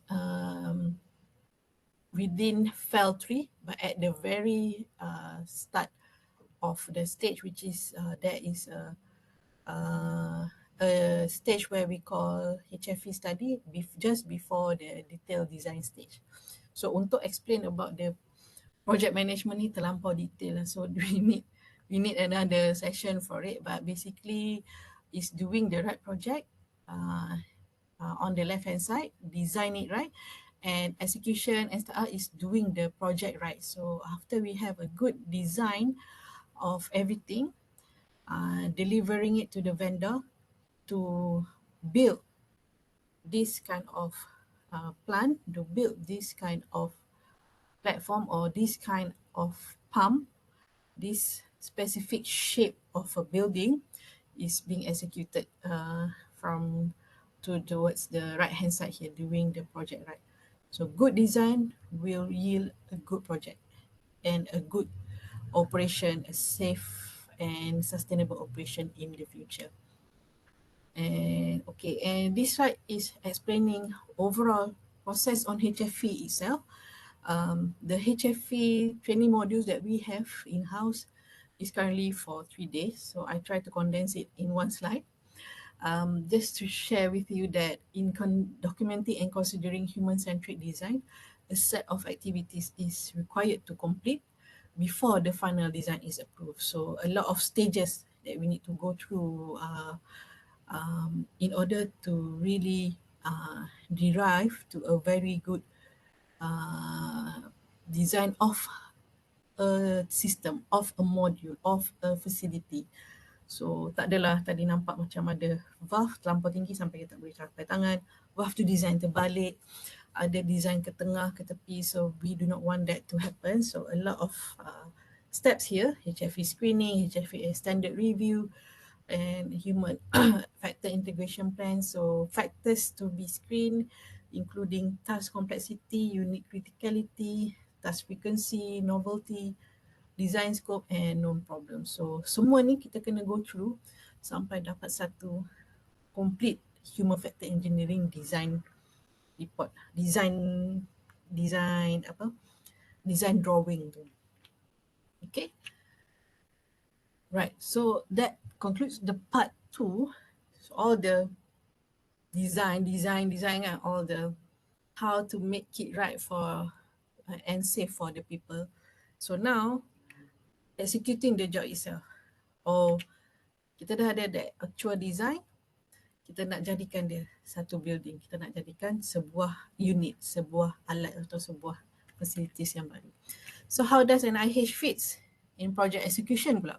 In project execution, we are the policeman and the magician. Magician ni macam, I would say, everything under the sun that needs to be done, we will do it. So for the policeman is covering implementation part of the project execution, where we take care of the governance.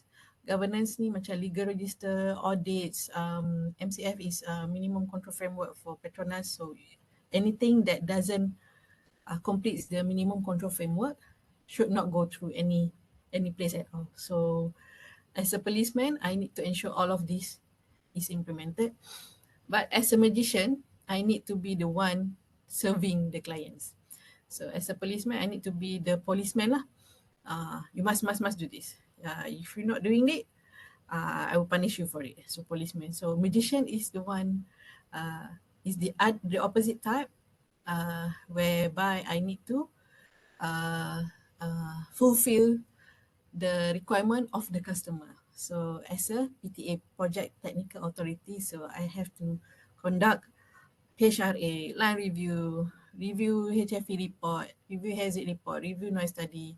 And also as a service provider, if any project requires some equipment to rent, I must be able to provide them.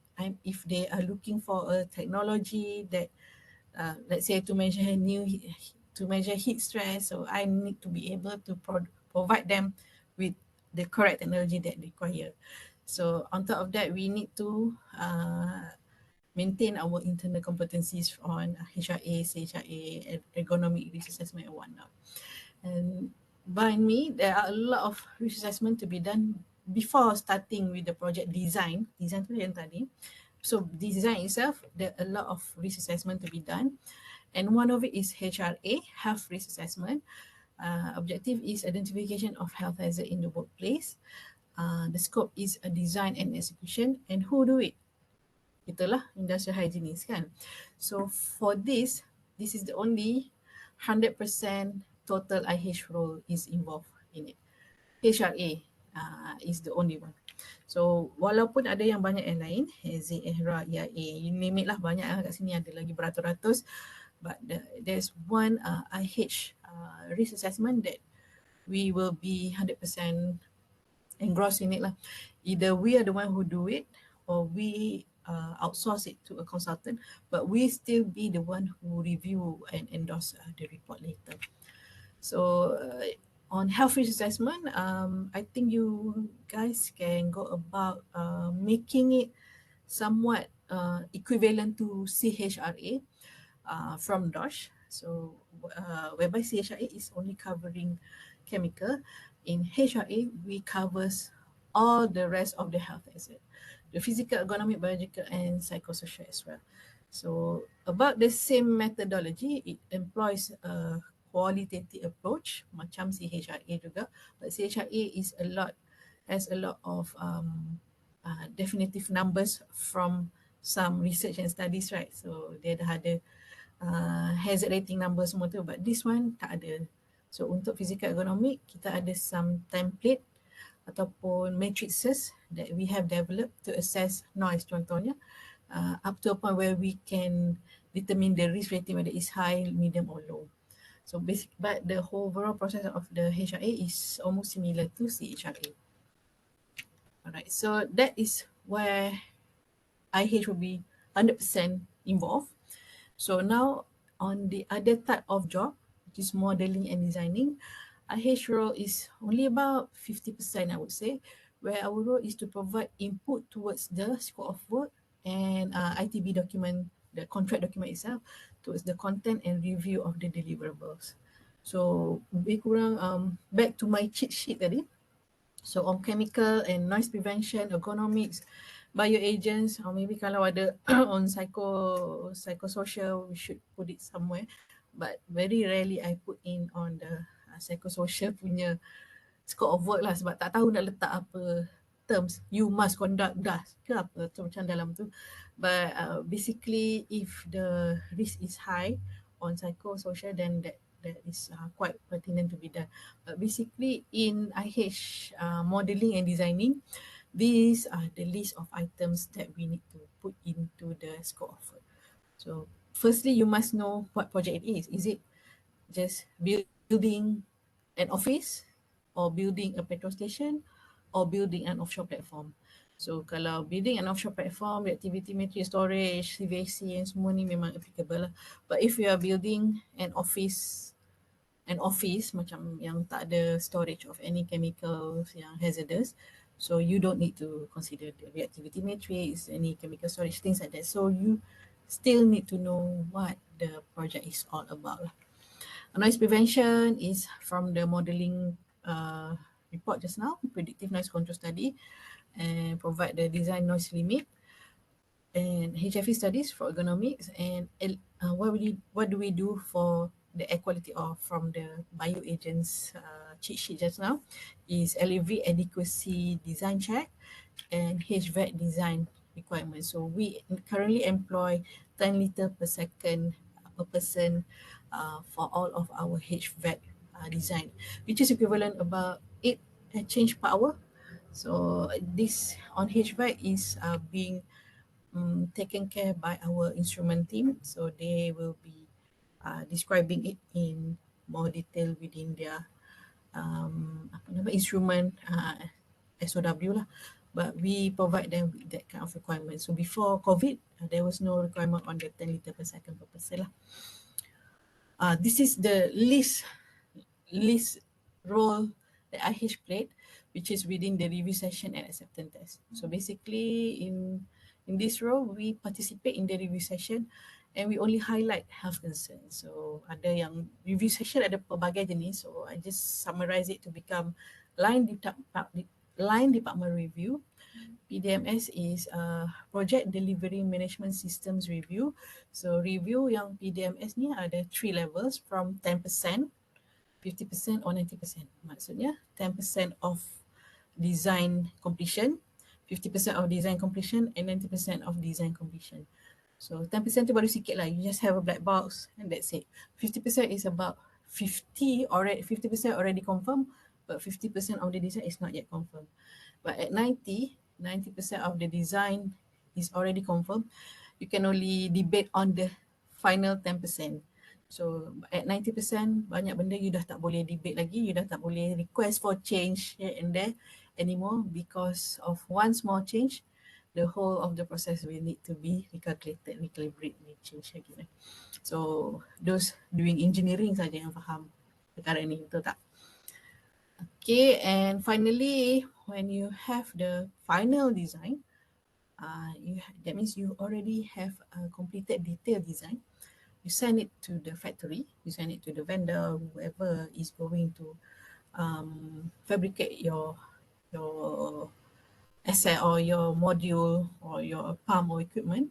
So once the goods are sent for factory fabrication, a representative from a company will be required to be present during the acceptance test. Here, IH will not be the main focal, but we provide some guidelines to the relevant engineers to check. So we just need to check that the discipline engineers did check what we require them to check.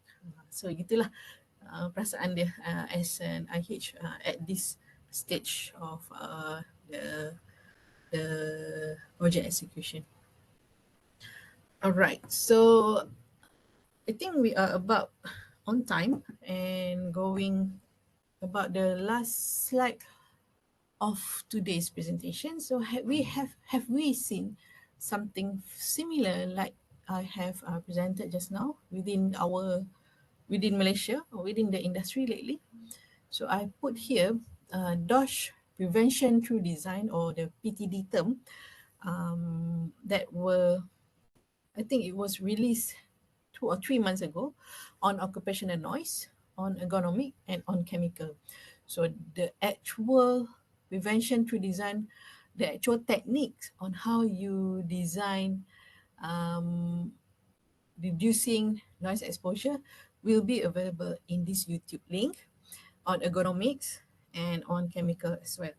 So the actual techniques of things like, do not design something that can drop through a metal, which when you drop, it will emit very high noise. So those are the examples. When you drop, you must drop vertically ke macam mana. So there are already a set of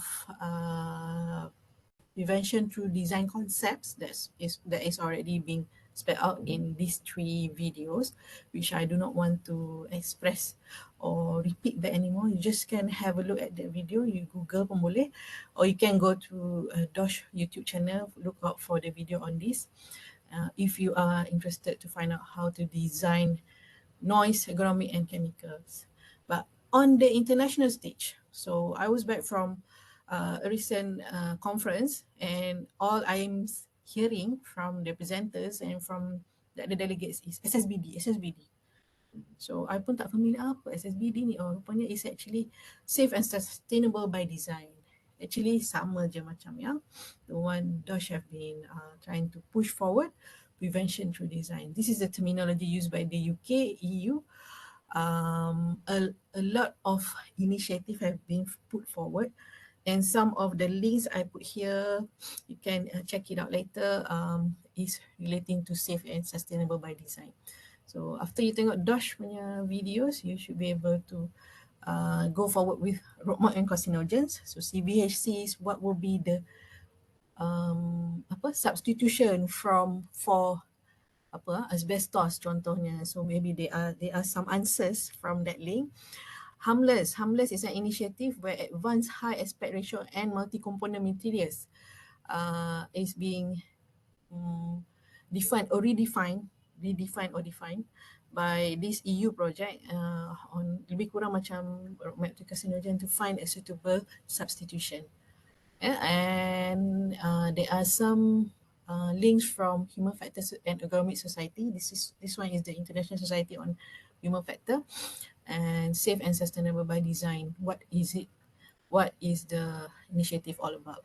Another one is a good one, dangerous decibels, not only covering on occupational, but it's also covering on noise exposure to our day-to-day use, day-to-day exposure to our kat rumah, our families, things like that lah. So do check out kalau you boleh snapshot this screen and later you Google and just have a look at the link will be much better, but I will leave the slide later dekat Dr. Mimi lah. And we are coming up to conclusion. So in conclusion, integrating IH into the design stage is imperative to achieve a human-centric design to protect workers from harmful health agents. Thank you very much for your attention. And if there is any questions, I'll be glad to answer. Okay, thank you so much, Puan Mas, for your sharing. It was a very, very interesting, especially seriously, bilangan participant tu tak kurang langsung tu. Wah, ya ke? Saya tak nampak tadi. You tak sebab saya pun fikir budak-budak ni boleh tahan juga kan. They really macam they don't leave.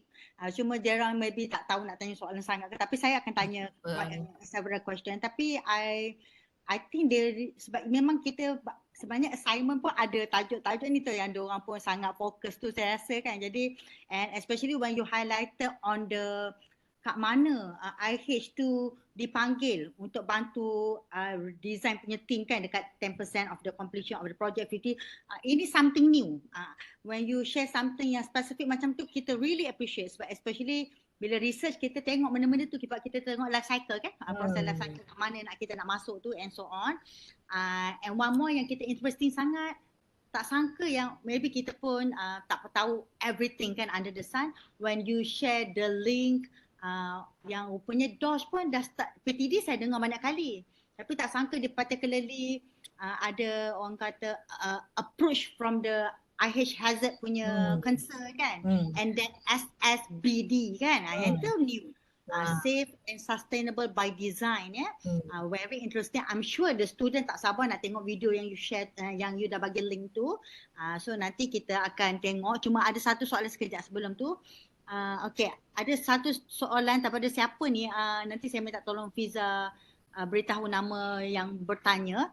So the question is, what is the current challenge in integrating inherent industrial hygiene concept, IH concept into design stage? What is the, from your experience, challenges are always there, tapi the biggest challenge tu apa? Biggest challenge tu is always getting recognized. You mean approval? Macam not many people know that noise ni sebenarnya IH punya role that they need to review on this. Itu macam tu. As simple as rupanya ada 100 project within PDNT or maybe 500 project, I pun tak tahu, tapi the only one that comes through me to review yang tadi banyak-banyak kan noise lah tu, cuma ada 5 saja. So being recognized, IH being recognized within a project execution is already a current challenge for me. Ini soalan daripada Mr. Said Okay, sekejap. Adakah, ini my question dulu sebab saya pun sama dengan budak juga nak tanya macam-macam. Kalau in term of those yang boleh bagi orang kata proposal ke apa pada you as a kata decision maker kan, macam you maybe superior depa ke supervisor ke, yang boleh bagi cadangan ke yang berkaitan dengan IH ni, mesti tim IH juga ataupun even engineer yang process engineer yang non IH department pun boleh bagi pada you sebagai orang IH ni, cadangan-cadangan yang berkaitan dengan IH? Jawapan pendek dia boleh. Oh, okey. Tak kisah ya? Memang boleh. Jawapan panjang dia ialah kita Ha. sangat open arms for anyone who can think like an IH, sebab kita bukan pandai semua disiplin. Kita tak pandai semua perkara. Betul. For example, nak design offshore platform, IH memang tak tahu, tapi kita tahu exposure lah, ergonomic lah kan. So it would be much better, and kita pun banyak kali lah buat engagement session, understanding IH, upskilling IH and whatnot, just so that they understand what IH is all about in their own role. So untuk design a platform, rupanya platform ni ada banyak benzin lah. So dia cakap, benzin ni hari tu saya belajar is a CVHC. Macam mana puan kita punya design CVHC ni ada orang tengok ke? Things yang macam tu, manalah saya nak tahu ada benzin tempat dia kalau dia sendiri tak cakap tak cakap. So you cannot know everything kan, proses saya besar betul. Ya, betul gitu. Okey, ni soalan ni, ada satu soalan ni yang berkaitan dengan student yang ni saya nak simpan, sebab soalan tu saya rasa and interest to many, tapi maybe you akan bagi jawapan yang agak lengthy. Yang ni kita keep to the end, soalan daripada Hakim, which is a very good question. We go for the third question first. We skip number 2 dahulu, from Mr. Andi. Mohon pandangan puan, from your opinion, adakah assessment yang ada sekarang ini mencukupi? Contohnya NOS risk assessment yang requirement by the authority untuk compliant, adakah cukup, especially for negara kita nak protect the workers? What do you think? So nak cerita pasal assessment yang ada sekarang ni mencukupi. Okey, pandangan berkaitan dengan topik hari ni. Topik yang kita bawa hari ni ialah design and project execution. So contoh NRA ataupun contoh CHRA, pandangan saya DOSH punya approach towards this 2 or 3 assessment is only limited to operational stage. Okay, bukan design stage. So in fact, contoh yang kalau kita sebut daripada NRA sekarang, kita buat construction of offshore platform dekat Pasir Gudang, kan dekat dengan you all, kat Pasir Gudang tu. Bising kan? Ada luri lara semua kan? So adakah NRA diwajibkan dekat sana? So kalau ikut legal, memang wajib lah sebab anywhere yang bising kan. Tapi apparently DOSH memahami bahawa construction industry bukan dekat Pasir Gudang je, di seluruh Malaysia. NRA ni macam it's a silent no need to do untuk construction industry. Sebab kalau betul kena buat, sudahlah construction tu baru nak siap, dah kena pakai ini, dah kena buat ini, dah kena buat macam-macam control. So tak boleh nak move forward. So saya punya pandangan, semua assessment tu kebanyakan tailor-made kepada operation ataupun kilang yang sudah stable. Bukan untuk project setting lah. Yang di development stage construction, so far tak ada regulation yang subjected pada stage itu ya? Itu yang kita risau kadang-kadang, DOSH tak clear sangat on that one. So kita ada inisiatif untuk buat, kita adalah protect control methodology, buat risk assessment something, tapi dia bukan NRA. Just to show that, to prove to DOSH that we still protect our worker walaupun NRA tak buat. Lebih kepada sendiri employer punya responsibility. Betul. Okay, alright. Okay. So, our next question adalah from Faiz. I think maybe yang penanya ni adalah practitioner. So soalan dia, puan, ada satu workplace saya ni, ada beberapa ergonomic cases, tapi kami dah buat REBA, dah buat MAC, RAP, RAPP, tapi dari data itu tak significant.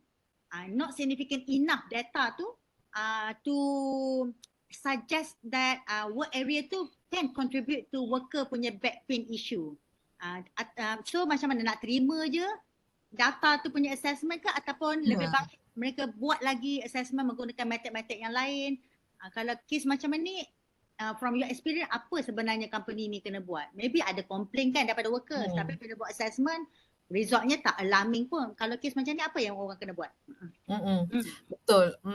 Kebanyakannya ergonomic risk assessment yang kita dah buat internally pun nampak macam gitu. Okay. Walaupun kita ada worker kita sendiri yang complain back pain, yang complain sleep disc, tapi dia duduk kat office je. Faham. So risk assessment kita, so IH punya role, kita cuma boleh conclude takat tu je.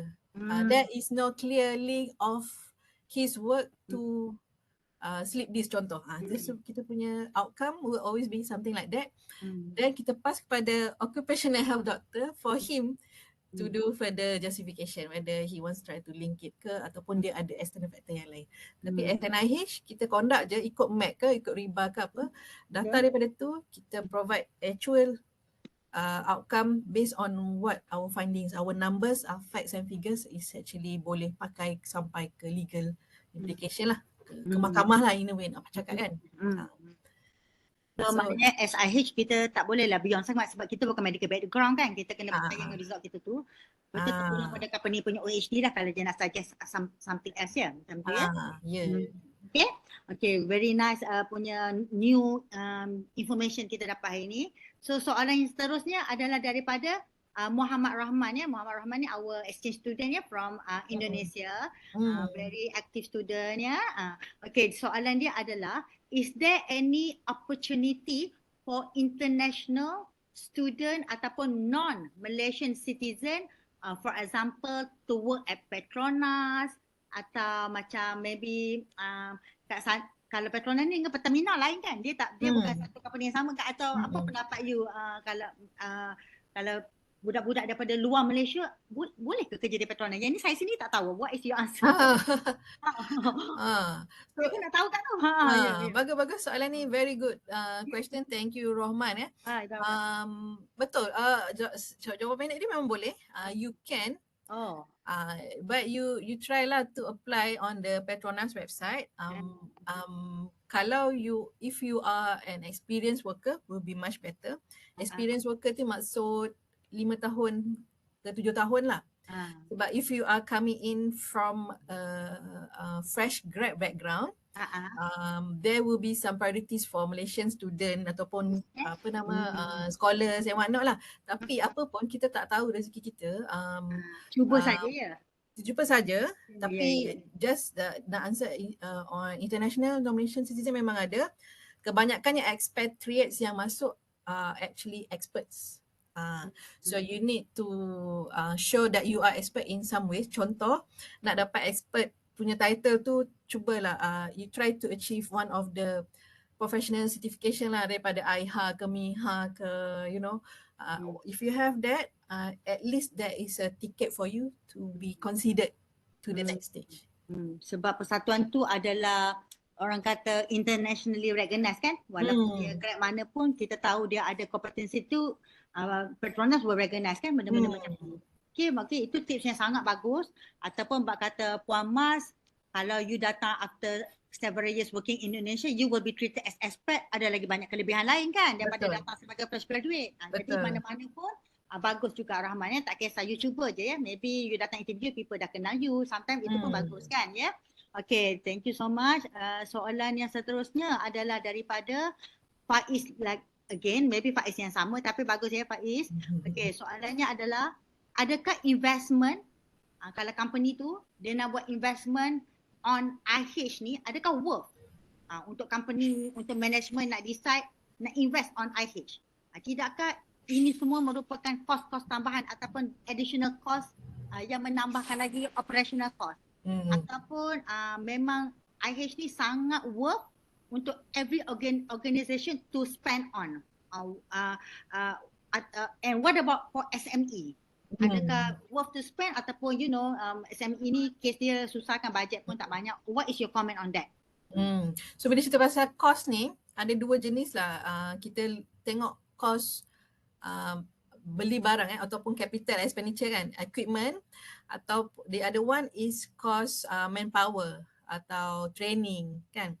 So both of these cost. So kalau nak kata berbaloi ke tidak, you kena tengok daripada you are looking at it from which side of the coin. So you are looking at it from a big company cost dia sangat berbaloi if you employ or you invest on people and the equipment. Sebab you boleh, kalau you have that competency, your people yang competent tu boleh conduct your own assessment for your own company without any extra charge. So tu daripada company yang established lah. Tapi if you are asking from SME, small organisation, dia berbaloi kalau you employ other vendor to conduct it for you. So you tak perlu ada orang yang ataupun equipment yang mahal-mahal tu simpan dalam company kecil. Tapi if you are a consultant, itu sangat berbaloi for you to invest your own people to conduct, to be able to do the consultancy work. Rasa betul lah ni sebab nak beli barang IH ni is very expensive kan, yang noise dia, yang portable device sampler dia kan. 100,000. Ya, betul. Ada satu tu saya dengar untuk asbestos saja dekat 500,000 for satu saya dengar. Dos cakap ya. Tapi baguslah, betul lah ni. Maybe you tak concern, tapi rather than you beli semua, you hire je orang kata third party lah to conduct dia ni kan. Okay, good suggestion tu. Next question is from Mr. Anwar.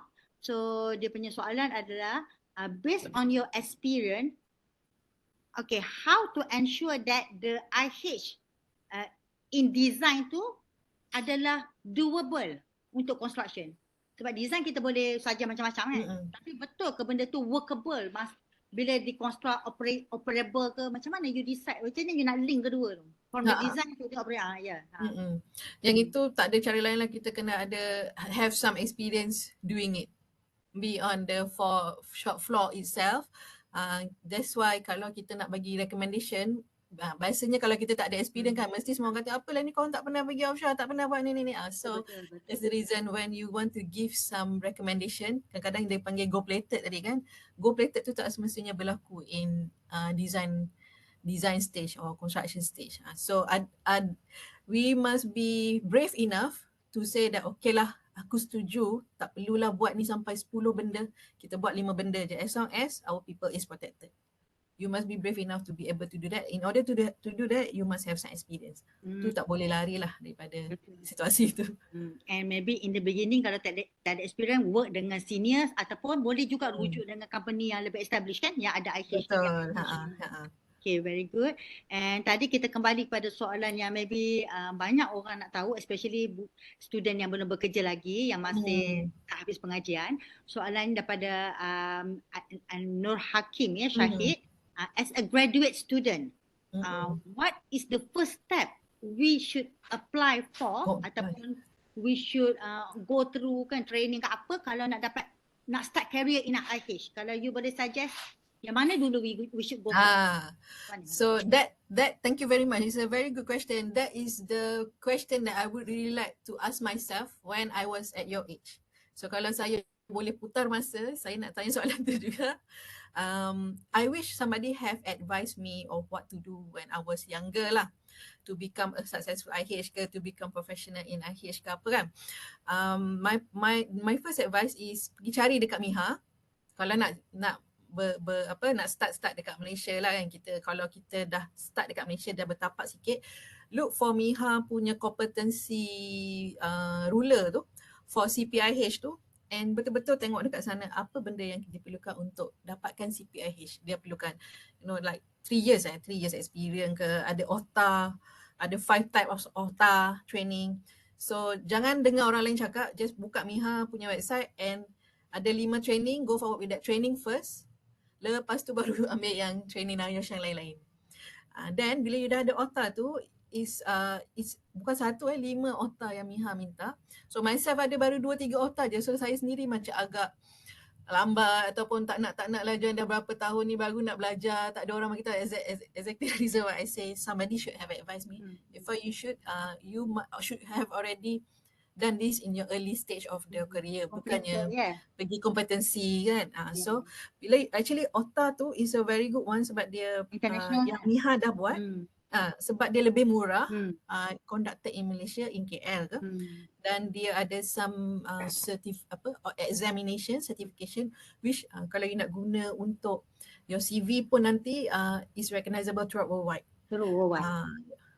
Itu bezanya dengan yang lepas nak try NIOSH. NIOSH tu kebanyakannya Malaysian punya Malaysia kompetensi. punya lokal ya, tapi kalau OTA worldwide ya. Ah. Baik. Very nice ya. Okay, dan macam Puan Mas kata dulu-dulu ada yang terpaksa ambil dekat US kan, dan tak ada pilihan. Sekarang pihak dah bring it to Malaysia with at lower cost, dekat KL je, some online kan, jadi easier untuk kita ya sekarang ni. Dah tak ada. So far dah tak ada soalan. Jadi kita nak promote satu benda ya sebelum kita end sesi ni. Sekejap saya nak minta tolong kita punya research officer, postdoc kita bantu untuk paparkan ya satu benda yang kita nak share pada semua lah. Okay Fiza, sekejap. Okay, so kepada semua ya, kita nak take this opportunity quickly to invite all of you, especially industrial practitioner, to join our industrial seminar, which will be done hybridly, online dan physical. Physicalnya di UTM KL ya, di UTM KL dekat saja dekat Jalan Semarak tu, near PETRONAS KCC juga, boleh jalan kaki pun ya. Untuk kita punya seminar ni bukan conference, seminar. Maknanya you tak payah buat paper, you tak payah buat abstract, you datang je untuk dengar talk for many topics, letter sharing related to sustainable for oil, gas and energy punya industry. It will be saya tak apa-apa nampak ni, Oktober ya, Oktober rasanya 2023. Semua detail ada kat sini. Kalau nak tanya lebih lanjut boleh tanya dengan kami. Dia punya kos hanya RM1,000 saja ya. RM1,000 sahaja, dan dia juga boleh claim HRDF apa tu, yang HDRC semua tu, tapi at a little bit higher cost, dan dia ada banyak CEP, CPD semua point semualah ya. Jadi sekejap, dan kita punya speaker tu ada both daripada akademia, ada daripada authorities ya, semua kita jemput lah. Jadi kita nak ajak semua yang ada dekat sini untuk join seminar kita tu nanti, datang ramai-ramai lah ya, untuk kita learn something from there ya. So maybe kita nak minta Puan Mas bagi last word untuk kita punya participant today, be it student ataupun practitioner from the industry, both ada join kita hari ni, related to IH punya passion and fight lah, orang kata perjuangan ni kan, for the industry ni. What you going to advise to all of us? Oh lama. Tak ready yang ni soalan. I didn't see that coming, tapi thank you very much for your interest on this topic. Kadang-kadang myself sendiri susah nak relate of what I do with the people outside, sebab IH kadang-kadang orang kata niche tak juga, nak kata susah orang nak faham pun tak juga, but and then drill down lagi ke arah design and project execution, it is more harder for me, but I'm glad that everyone is open up to the idea of IH during design process, and hoping that the rest of the world or MIHA ke would take other opportunity on inviting other speakers that relate. Contohnya human factor punya talk, contohnya noise acoustic punya seminar sharing, something yang specific towards control punya and towards design, preventive through design punya.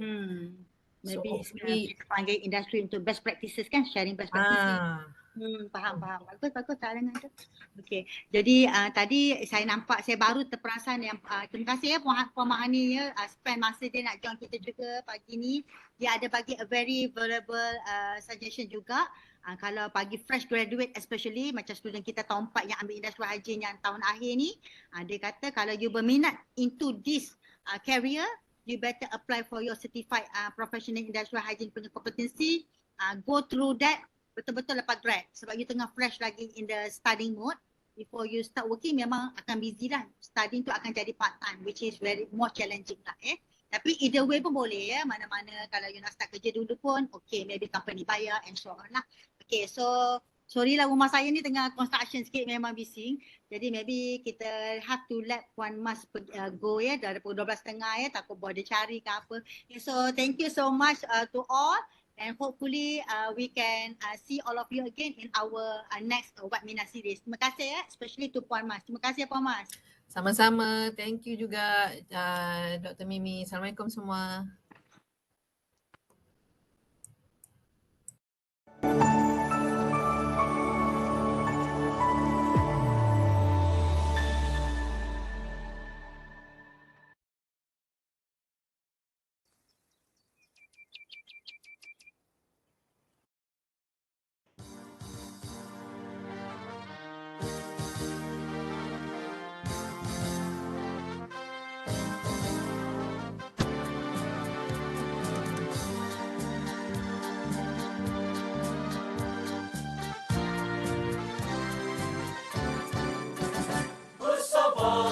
common